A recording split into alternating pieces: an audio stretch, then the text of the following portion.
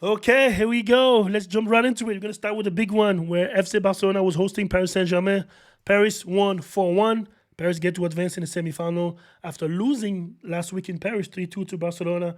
Paris managed to turn the table around and defeat Barcelona at home. Now, this is not the first time Paris has done it. In 2021, last time these two teams faced of each other, Paris did manage to beat Barcelona at the Camp Nou 4-1. So it's been back-to-back 4-1 defeat for Barcelona against Paris Saint-Germain. Nonetheless, the game really started. Barcelona scored first. First shot, it was of Rafinha, who was crazy the first leg, scored twice. And now today, he scored the first goal.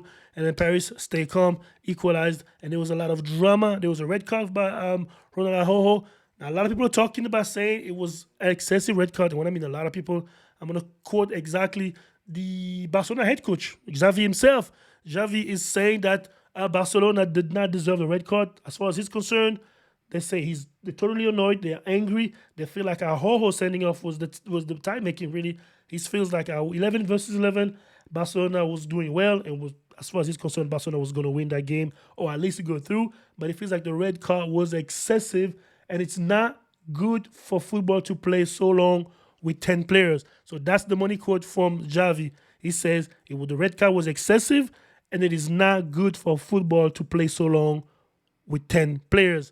Now, that's interesting. Now, I know what you're going to say. Well, of course, Xavi's going to say that he's biased, he's Barcelona head coach. And that's pretty much what it is. That's pretty much what it is. Because if I remember correctly, the red card was deserved. Araujo was the last defender guarding Brady Barcola. Barcola clearly already dealt with him. Now, to me, it seems like it was going to be a 50-50 ball chance because Barcola his control was a little longer, but that's what he does. He kind of like over dribble sometimes. He kind of push the ball a little further, and for some reason, he usually managed to get the ball back. So it was going to be between Mark Ter Stegen and Borja Barcola facing off each other. Now, nobody knows what was going to happen. Was Ter Stegen was going to get the ball, or Barcola was going to score, or even get the chance to score. Nonetheless, Araujo didn't even let that option as he, pulled Barcola. And to me, the red card was deserved. I don't know what Xavi's getting at. And even the quote that it is not good for football to play with 10 players that long. It's interesting that Xavi would say that because, now, I didn't hear Xavi. It was in 2015. I remember vividly Paris Saint-Germain was facing Chelsea at Stamford Bridge. And Ibrahimovic, I think it was at 30th minute. 30th minute? Well, but maybe 31st minute.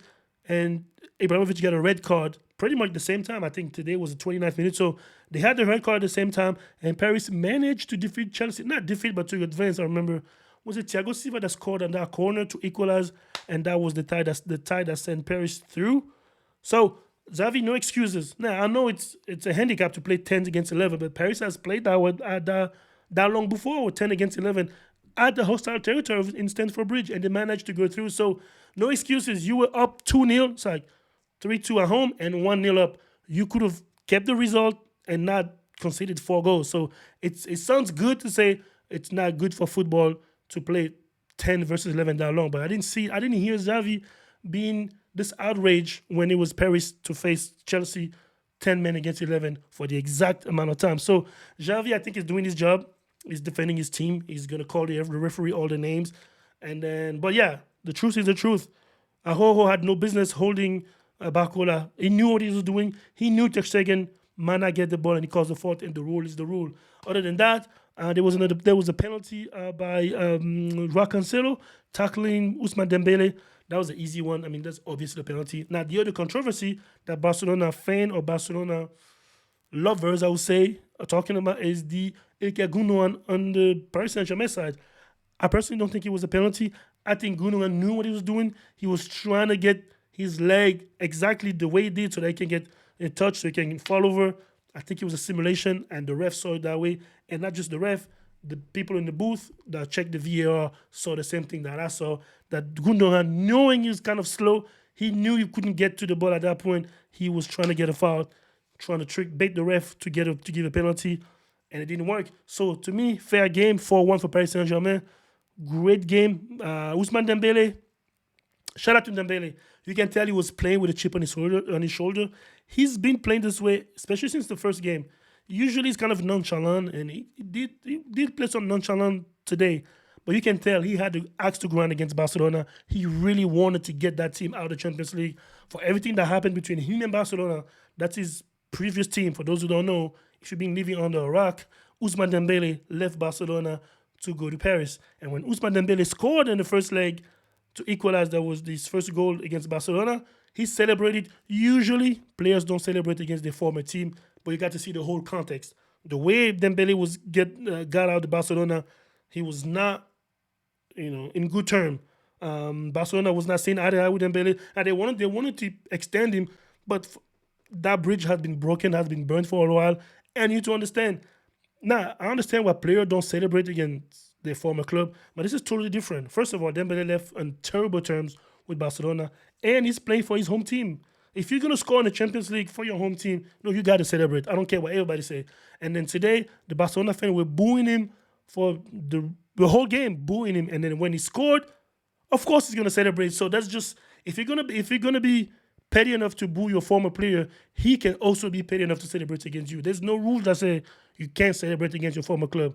Players that do that is because the way they separate with the former club was really amicable. It was the right time, the right moment, and there was no beef. But if there were beef between the player and the club, I celebrate too, especially scoring for my home team, my home city team playing the Champions League. I don't want to hear it. Dembele was crazy. He wanted to score. He wanted Barcelona to lose more than anybody on the field, even more than Kylian Mbappe. So Mbappe managed to score a brace, 2 goals, a penalty, and then the 4th goal with a corner attack. What I thought it was a disastrous counter attack.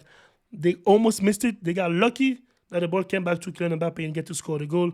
But that's it. Yeah, Barcelona is out of the Champions League. Paris get to advance. They're going to face Borussia Dortmund. Interesting that they're going to face Dortmund because I remember when that group was drawn, it was PSG, Borussia Dortmund, AC Milan, and Newcastle. I call it a group of death. 2 teams of that group are making it to the semi-final of the Champions League.